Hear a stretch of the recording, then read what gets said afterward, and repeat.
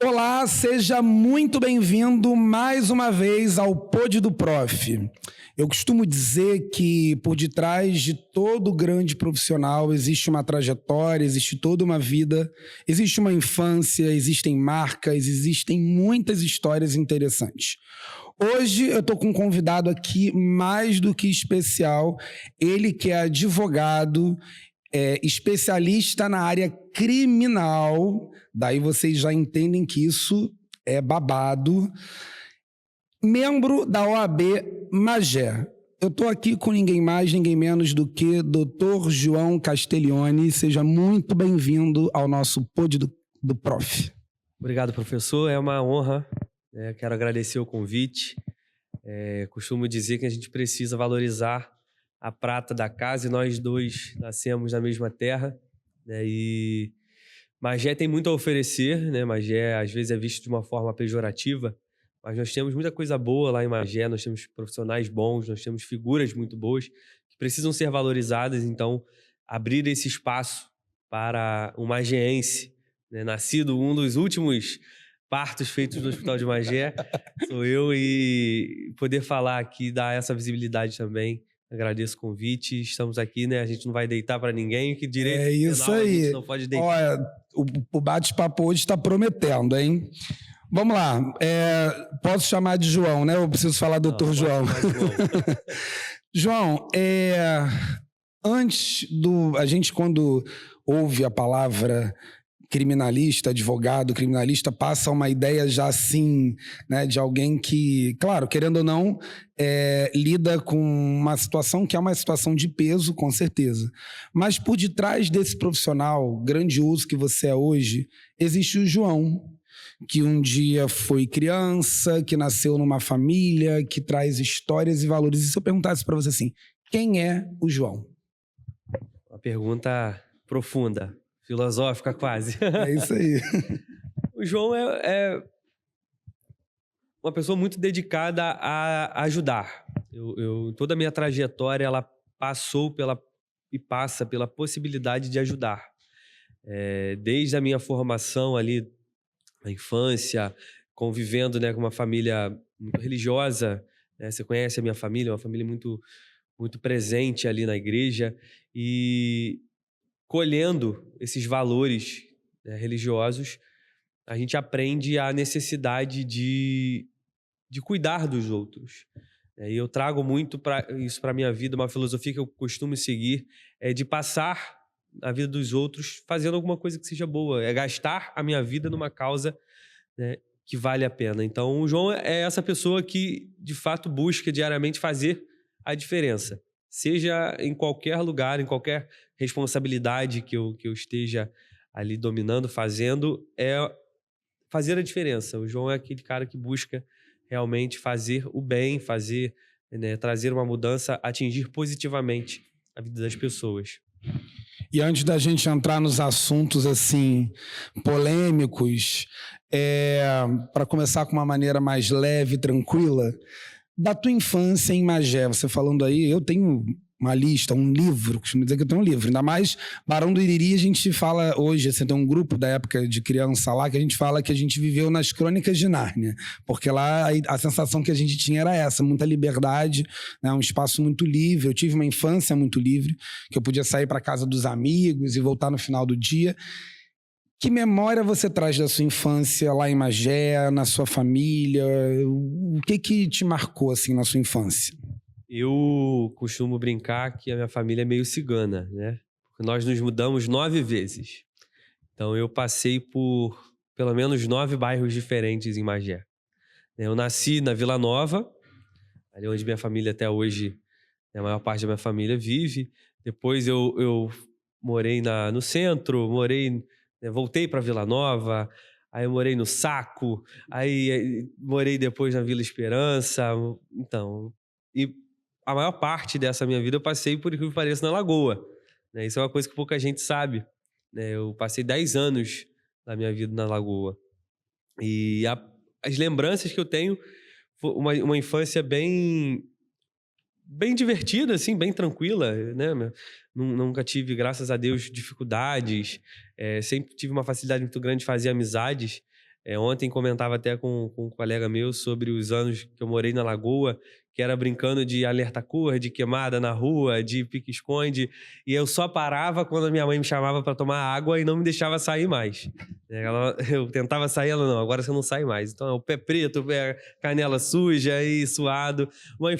Eu vivi uma infância, de fato uma infância, que é hoje uma dificuldade muito grande. Eu tenho as minhas afilhadas e bem crianças, lá no 4 anos, 5 anos, né? E dificilmente na rua a gente não vê isso. O Magé se tornou um lugar diferente, né? Os bairros se tornaram um pouco diferentes, mas ainda assim é muita tela, muito YouTube, né, Maria Clara e JP, só falo muito nisso. Então, a minha infância foi raiz, né? Por mais que não... As pessoas até ficam meio surpresas. Infância, eu tive uma infância raiz. Não, eu não brinquei no Rio, igual lá no Barão de Iriri. Não catou caranguejo Não lá no catei manguezal de Barão de mas eu Iriri? brincava na rua, eu brincava com os colegas, enfim. Foi uma infância bem tranquila, bem normal. Uma infância que eu tenho saudade. É um momento, uma fase que eu tenho muita saudade, mas que eu consegui aproveitar muito bem, né? E na escola, quem era o João na escola? Era aquele aluno mais comportado? Era aquele aluno mais tagarela? Era aquele que pintava o 7, desenhava o 8 e se bobear pulava o 9? Como é que era você na escola? Eu nunca gostei de escola. Nunca gostei de acordar cedo para estudar. Isso para mim era um problema muito grande. Mas eu sempre me dedicava, né? Eu nunca fui da frente, nunca sentei nas primeiras cadeiras, também nunca sentei no fundão, né? Eu sentava ali no meio, né? Eu era do centrão, então eu lidava bem com quem sentava na frente, eu lidava bem com quem sentava atrás. Sempre gostei de humanas. Então, até hoje eu me pergunto como que eu passei em matemática, em física. É uma coisa que eu tenho essa dúvida até hoje, que eu não sei absolutamente nada, né? Mas na hora de fazer a prova eu conseguia fazer, conseguia me dedicar, conseguia estudar. Mas eu era aquele aluno, né? O aluno mediano. Né? Que até eu tenho um amigo meu que ele brinca que para ser dono da empresa precisa sentar no fundão e contrata quem sentava lá na frente, né? Então eu não sei se eu posso ser contratado ou ser o dono, porque eu sentava no meio, né? Na sua infância, você chegou a passar alguma vez na sua cabeça o que você pensava quando a gente fala para criança assim, o que você vai ser quando crescer? Você tinha alguma coisa? Eu, por exemplo, falei que queria ser astronauta, palhaço de circo, enfim, falei várias coisas, enfim, palhaço eu falo que eu sou um pouquinho, tenho um pezinho lá, mas tinha alguma coisa que você pensava assim, quando alguém te questionava ou te perguntava, ou não passava nada na sua cabeça, ou você não lembra? Eu já quis ser muita coisa. Eu já quis ser professor de história. Eu já quis fazer nutrição. Eu já quis viver da minha arte. Mas aí eu não tenho arte nenhuma para fazer, então como que eu poderia viver? Será? Eu costumo dizer que quase todo mundo tem um quê de artista. Devo ter. Ainda não aprendi. Mas eu sempre pensei em ser professor em alguma área específica. Mas eu sempre oscilei nas coisas que eu queria ser, né? Então não consigo cravar exatamente, olha, eu queria ser, desde sempre eu quis ser, não tenho, eu não consigo, eu sempre quis ser muita coisa. E quando que foi que você falou assim, vou fazer direito? Por que dessa escolha e como que foi essa virada de chave? Porque eu enxerguei no direito a possibilidade de atingir, né, positivamente a vida das pessoas. Hoje eu lido especificamente na área criminal, eu lido com a liberdade das pessoas, eu lido com inúmeras injustiças e quando eu pensei em fazer direito, é até curioso porque eu nunca quis ser advogado, eu sempre quis ser promotor de justiça. Eu entrei na faculdade querendo ser promotor de justiça, porque eu achava muito legal ser início da faculdade, né? A gente começa a faculdade querendo ser juiz, promotor, aí no meio da faculdade a gente já quer ser advogado, no final a gente só quer terminar a faculdade, com o que vier. Sempre assim. É sempre assim, mas eu quis ser promotor de justiça e levei isso até o 8º período, né? São 10 períodos, eu levei isso até o 8º período, foi quando eu conheci um professor de penal, o Paulo Cruz, e ali ele me apresentou um lado do direito da advocacia que eu não conhecia. Então, eu percebi que ser advogado é uma possibilidade, é muito difícil, é muito desafiador, é muito complicado, né? Mas é uma possibilidade de atingir as pessoas de forma positiva, de fazer a diferença, né? Então, quando eu atuo num processo, quando eu atendo uma pessoa, quando eu converso com outro, e eu percebo ali que a minha atuação fez a diferença. E eu enxerguei no direito essa possibilidade, ainda que eu não quisesse ser advogado, mas o direito em si, ele te dá essa possibilidade de fazer uma diferença, de mudar a vida das pessoas. E foi ali eu me encontrei, né, no início ali na faculdade, e depois eu fui me encontrando aos poucos até me encontrar de fato na advocacia. E existe todo um tabu em relação aos advogados criminalistas. E aí eu queria te lançar essa pergunta. Se desde sempre você tinha claro que você é essa a vara que eu vou querer estar ali, estudar, me aprofundar e atuar, ou foi ao longo do processo da sua faculdade que, isso tem a ver comigo, e por que você acha que isso tem a ver com você? Como eu te falei, não tinha ali no início a vontade de ser advogado, mas sempre tive a facilidade com o direito penal. Sempre achei uma matéria muito tranquila, muito fácil de você trabalhar, de você estudar, de você fazer a prova. E somente ao final que eu enxerguei ali que seria interessante atuar como criminalista, né? A gente brinca, né, que na faculdade a gente se apaixona por penal e casa com direito civil. Porque o direito penal ele é muito, muito dinâmico. O direito penal você lida com umas coisas muito, muito diferentes, né? Assim, muito mais, eu sou viciado na adrenalina do direito penal. Então eu gosto muito dessa adrenalina de você não saber o que te espera aqui na frente, diferente do direito civil, onde você vai lidar ali com um terreno, você vai lidar com um divórcio, você vai lidar com um dano moral, que para mim é uma coisa extremamente... Eu acho muito legal quem consegue.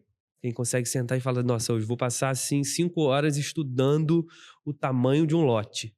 Eu acho isso muito interessante. Eu não consigo.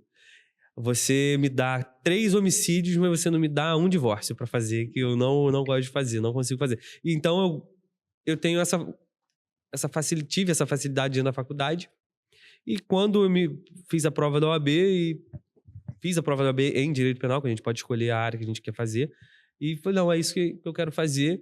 E hoje eu sou presidente da OAB Jovem, lá de Magé, e teve uma entrega de carteira que após a nova advogada receber a carteira, ela veio me perguntar, doutor, eu queria atuar no direito penal. Qual conselho, qual dica você me dá? Eu falei, olha, eu não tenho exatamente uma dica para te dar, mas eu só acho que você tem que entender que o direito penal não é para todo mundo, né? Porque nós temos, de fato, a gente carrega um preconceito muito grande, que é todo mundo trabalha com direito penal, até quem não trabalha com direito penal já ouviu que advogado criminalista defende bandido, né? Que a gente defende bandido. Só que não é exatamente dessa forma, né? A gente é até batido, a gente defende o direito, tudo bem, mas de uma forma mais prática, quando você pega o seu carro e dirige, você está cometendo uma infração, é um crime. Quando você só nega imposto de renda, você está cometendo um crime, né? Quando você, numa discussão, você xinga alguém, você está cometendo um crime. Então, o direito penal ele só é para defesa de bandido quando eu não sou o bandido. A partir do momento que eu cometo crime, aí eu preciso de um advogado criminalista. Aí eu já não acho que ele defende bandido. Eu já acho que ele defende o direito. E é uma figura importantíssima para a manutenção dos direitos. O advogado criminalista ele é essencial, porque ele é a última barreira entre você e o Estado. O Estado, no geral, ele tem uma tendência muito forte a pesar a mão, né? Você punir alguém é necessário, você tem que punir.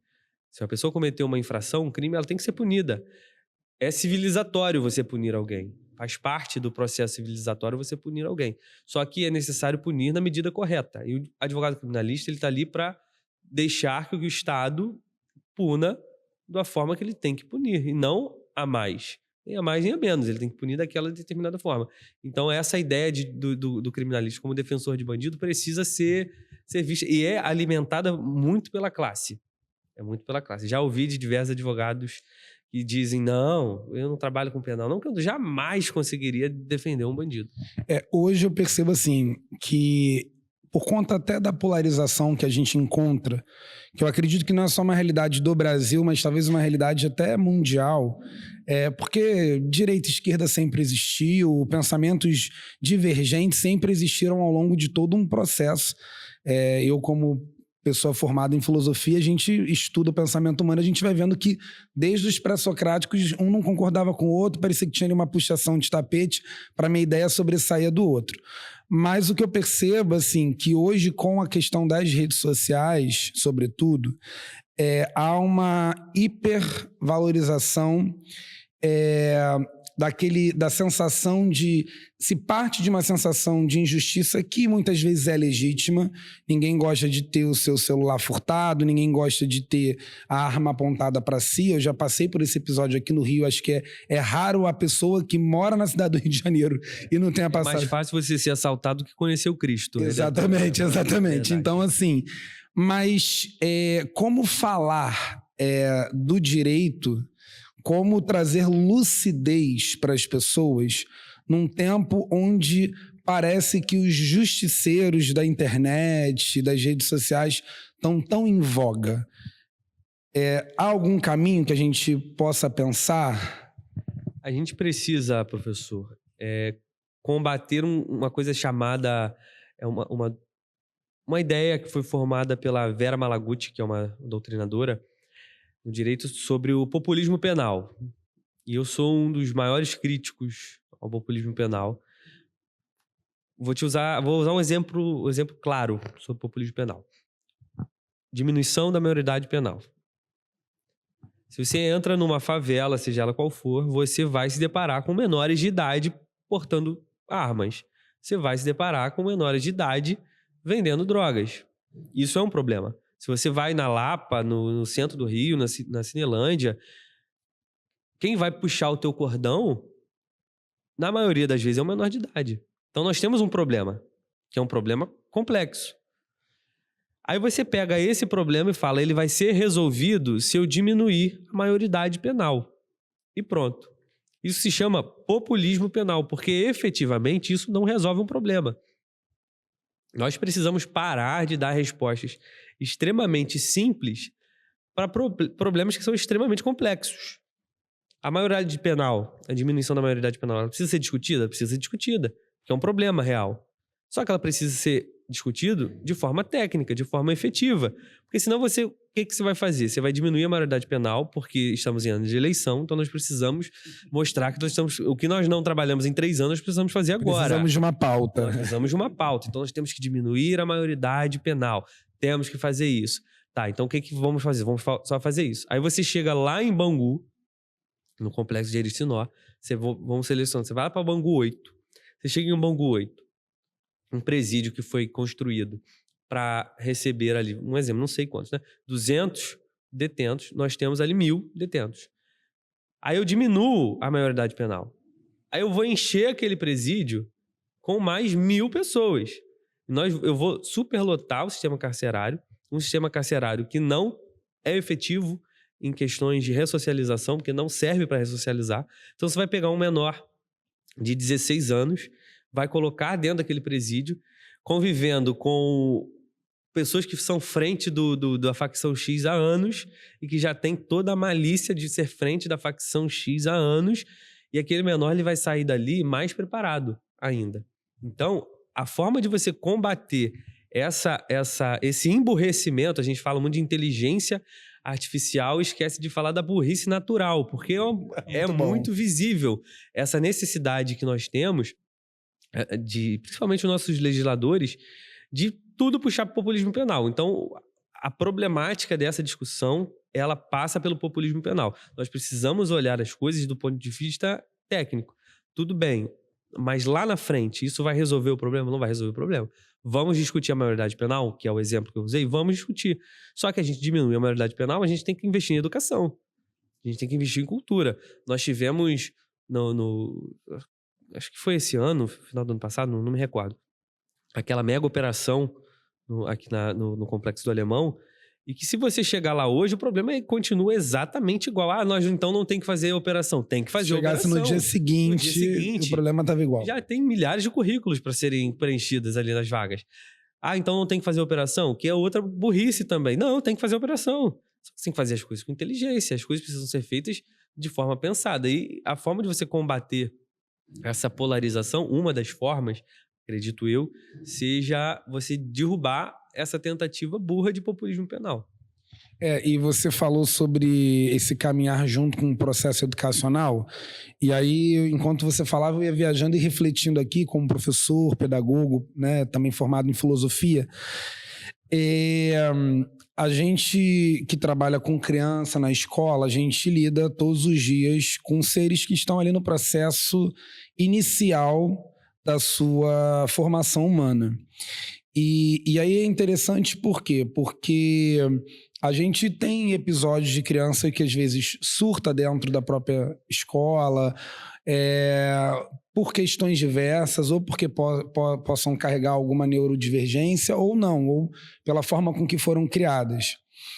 E eu escuto muito que ela fala sempre assim, nossa, é muito difícil ser professor, né, nos tempos de hoje. Claro, tem seus desafios, mas eu acho que o professor ele nunca pode perder de vista que o aluno dele está num processo formativo e que o adulto da relação sou eu e não a criança.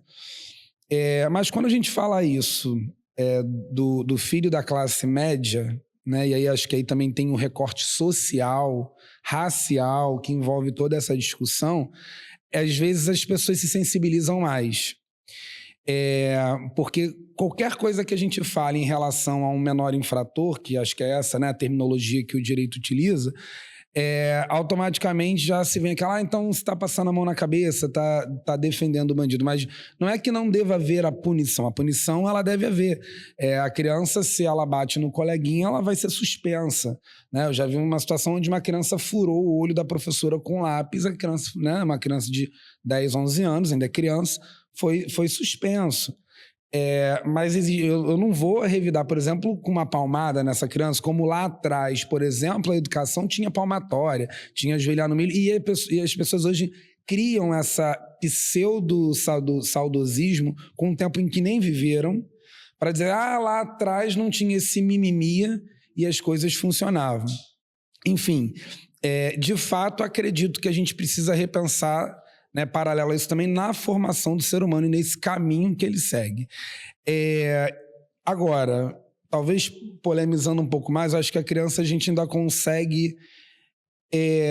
como você vê essa questão do direito à defesa num tempo onde a gente vê qualquer situação, a gente já grita, né? Bate, enfim, e outras palavras agressivas em relação às pessoas, inclusive adultas. E o direito frisa muito essa questão, pelo que eu vejo, que toda pessoa tem o direito à sua defesa. Toda pessoa tem direito à sua defesa, e aqueles que não têm condições, por exemplo, de pagar um advogado, eles têm a opção da Defensoria Pública, que faz um trabalho também excepcional.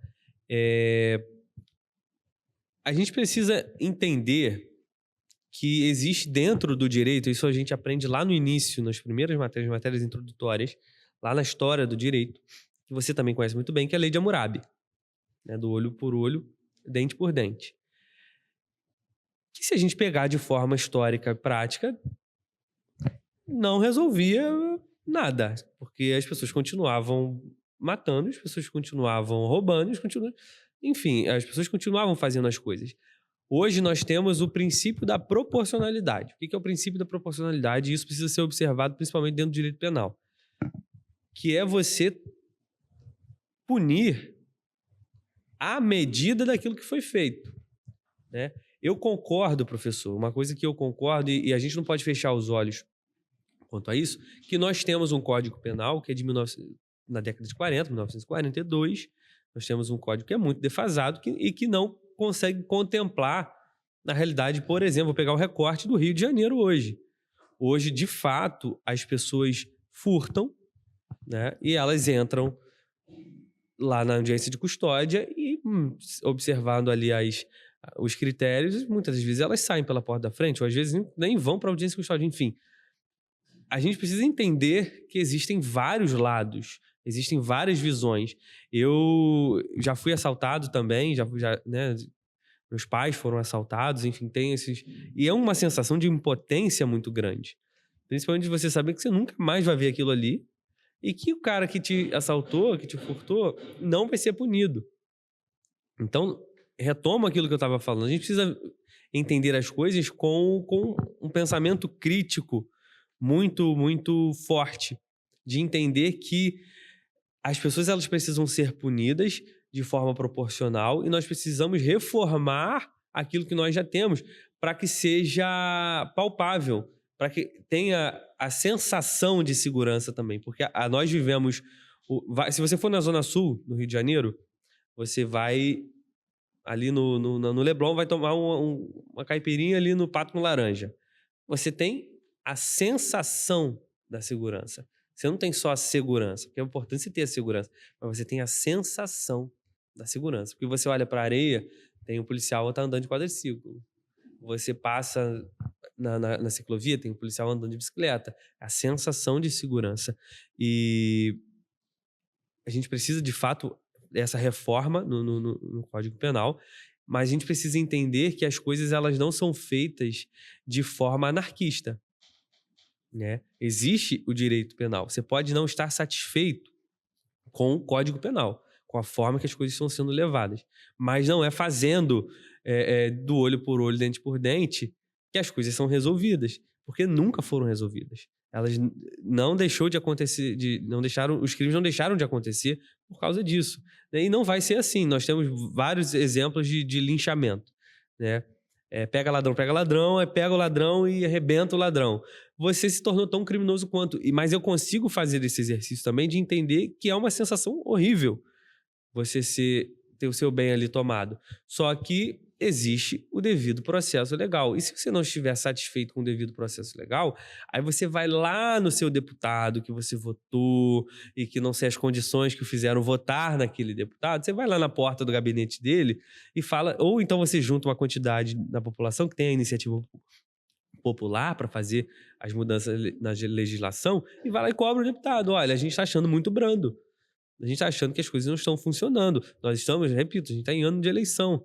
O melhor momento de você cobrar o seu deputado é agora, porque o seu deputado está muito preocupado com o que você vai pensar, entendeu? Então, em quem você vai votar. Exatamente. E pensar em quem você vai votar, para que as coisas aconteçam, só que não é abandonando o que já tem, entendeu? Nós não podemos viver num estado de calamidade, né?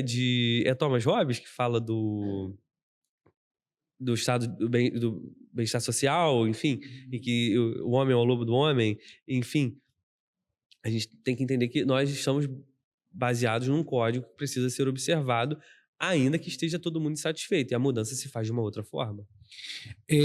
Mudando um pouco o rumo da prosa, você lida com, muitas vezes, situações, não sei se eu poderia usar essa palavra, pesadas ali no dia a dia, né? Até porque a área criminal vai lidar ali com crimes, talvez...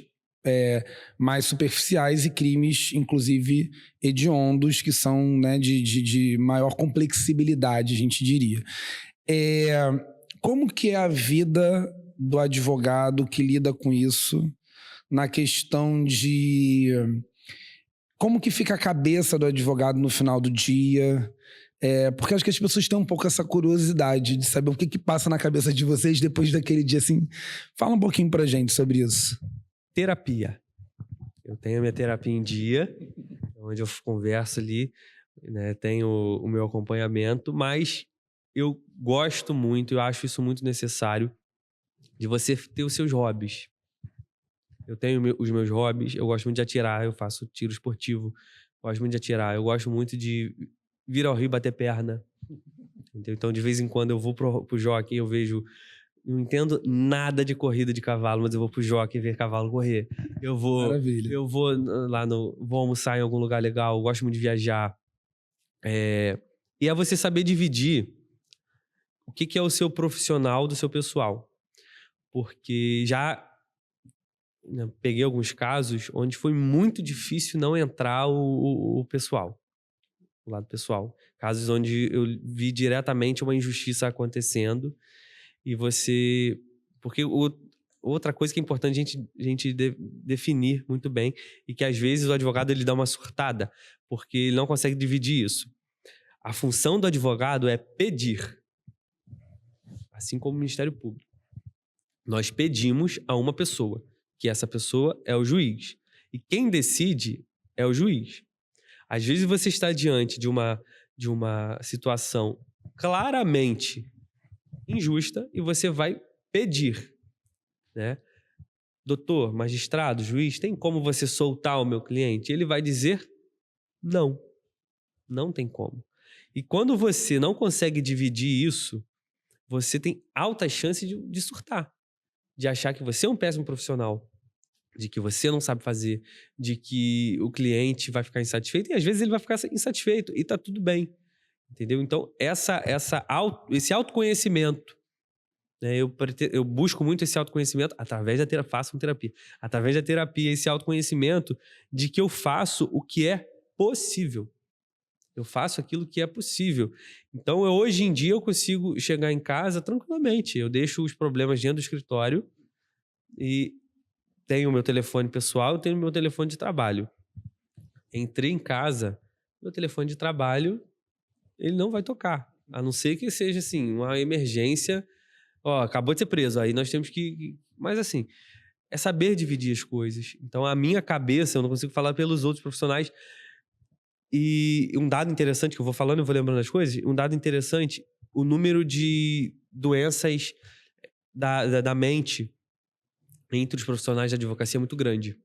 Tenho amigos, assim, muitos amigos, né, que passa da conta dos dedos, que hoje sofrem com depressão, sofrem com ansiedade, uma cobrança extrema, uma necessidade, né, vivem tomando remédio, não conseguem dormir, ou dormem excessivamente, ou se sentem muito, muito mal, né, porque por muito tempo negligenciaram esse lado do cuidado da saúde mental que eu coloquei como prioridade. Então, essa pergunta, o que se passa na cabeça do advogado criminalista? Na minha, não sei de todos, mas na minha cabeça, eu consigo me colocar naquela situação, me solidarizar com aquilo que está acontecendo, trabalhar para melhorar aquela situação, mas eu evito, ao máximo, levar isso para dentro de casa, para as minhas relações. Então, dificilmente, se eu vou sair com os advogados amigos, a gente não vai falar de processo, a gente não vai falar sobre... É igual o professor, quando sai, não quer falar de aluno de escola, de projeto pedagógico. Eu vou chegar para comer um japonês com meus amigos e eu vou falar de homicídio. Não tem nada a ver. É aquela famosa história, pesou o clima. Pesou o clima. Não, nossa, eu tô com um cliente... Não, é saber dividir as coisas, sem deixar de ser humano, né? Acho que isso não tem a ver com a humanidade ou ausência de... Mas sim de você saber que você não pode resolver todos os problemas do mundo. Tenho essa plena consciência e não tenho a vontade de mudar o mundo. Assim, eu sou muito sensato em relação a isso. Até porque se eu tivesse essa vontade, eu estaria vivendo um mundo de Bob. Porque não tenho como mudar o mundo. Eu posso mudar a minha realidade. Eu posso mudar a realidade daqueles que me procuram, daqueles que me contratam. Mas trabalhando sempre a saúde mental. Então vai correr, agora tá na moda correr, todo mundo tá correndo, eu não corro por causa do meu joelho, mas vai correr, vai dar tiro, vai... Eu voltei pra natação, por exemplo, cada um vai, né, naquilo que... Eu tinha até que fazer. Isso aí. Mas vai fazer as suas coisas, entendeu? Não deixa o trabalho te consumir. Hoje eu presidindo a comissão da Jovem, a gente lida muito com os advogados assim como eu, né? Que fazem parte desse início da advocacia, que a maior parte da advocacia hoje é a jovem advocacia. E hoje nós consumimos, não só no contexto da advocacia em si, mas no contexto geral, a gente consome um produto, principalmente nas redes sociais, no Instagram, que é um imediatismo muito grande. Semana passada eu vi um vídeo de um advogado dizendo que se você não tiver um carro de luxo, você não fecha contrato. Até hoje, Pedro, eu não levei ninguém para fechar contrato dentro do meu carro. Então, não sei qual é a diferença que faz ter um carro. Mas se você bota isso para um jovem advogado que está começando agora, que não tem padrinho, que não tem sobrenome, que não tem família na área, o cara já vai começar frustrado, cara. Entendeu? Então, além de você lidar com processos de clientes que te procuram, você tem que lidar com uma pressão que é colocada em cima do cara, de que você tem que ter um escritório lindo, você tem que andar com o seu motorista, você tem que ser o seu filmmaker, você tem que usar o terno mais caro do mundo. Então, se você não sair desse mundo um pouquinho, se você não procurar uma terapia, se você não procurar um hobby, que é o que eu busco fazer, é muito difícil sustentar. Eu acho que em todas as profissões a gente vive esse conflito entre o ser e o parecer, né? E não é diferente na questão do advogado e qualquer profissão, porque às vezes, eu preciso disso, eu preciso daquilo, às vezes a gente não precisa de tudo isso. E aí, dentro dessa perspectiva da gente falando de saúde mental, de hobbies, do hobby que você tem, daquilo que você faz, como que você percebe a importância da sua família nesse momento de desacelerar, de voltar para a tua raiz, para que você também possa regenerar até para poder continuar na profissão? Família, eu sou muito família. Gosto muito de família. Eu gosto muito de sair também, mas eu gosto muito de ficar em casa. Eu gosto muito de churrasco em família, almoço em família, domingo em família. Né? Eu tenho as minhas afilhadas, que são minhas primas também. Né? E a família, eu acho que é ali que a gente tem a nossa base, sabe? Depois de um dia cansativo, você chega em casa e eu vou e converso com minha mãe, converso com meu pai. E várias vezes tem várias peças de processo que eu vou fazer, que eu falo aqui, mãe, dá uma olhadinha. Minha mãe não entende nada de direito, às vezes eu tenho que explicar umas 5 vezes, né, a mesma coisa ali. Mas você está conseguindo entender? Tá legal para você? Dá uma ideia aqui, um lado mais humano, vamos botar a técnica de lado. E também, principalmente, recarregar no sentido de você não falar de outra coisa. Entendeu? De direito, ou melhor, falar de outra coisa, não de direito, de você chegar lá e conversar, e sair, passear, e vamos ver minhas afilhadas, e ali eu vou assistir Marcha e Urso com a minha afilhada, vou brincar com as meninas, e a família, para mim, é esse porto seguro, né? É muito bom você ter para onde voltar. Isso eu acho extremamente importante, e eu tenho isso, né? Eu tenho, graças a Deus, essa possibilidade de ter para onde voltar sempre. Bom que você tem para onde voltar, e eles resolveram mandar uma mensagenzinha para você. Vamos assistir? Fala, meu filho amado, abençoado. Falar de você, cara, é fácil. Você é uma pessoa que sempre nos deu orgulho, tá? Uma pessoa super educada, super batalhadora, uma pessoa dedicada, ama o que faz, e você só nos enche de orgulho. Quero que você saiba, cara, você pode contar comigo o que der e vier. Sempre vou estar com você ao seu lado. Tá? Nas horas boas, nas horas difíceis, pode contar comigo, meu filho. O pai te ama muito. Tá? Muito obrigado por você ser esse filho que você é. Te amo, cara. Beijão. Oi, João. Não poderia jamais deixar de passar aqui para dizer o quanto você é maravilhoso, um grande homem, sempre foi grande, desde pequeno sabíamos que seria grande. E hoje não é diferente, um grande advogado, um grande ser humano, uma pessoa que eu admiro, amo muito, tive a graça de lá atrás, quando era pequenininho, cuidar, zelar, me apaixonar por esses olhos lindos, azuis. Fui a sua professora quando ainda era pequeno, e hoje sou aquela que está com você, em oração por você, intercedendo por cada causa que já é ganha pelo poder da oração.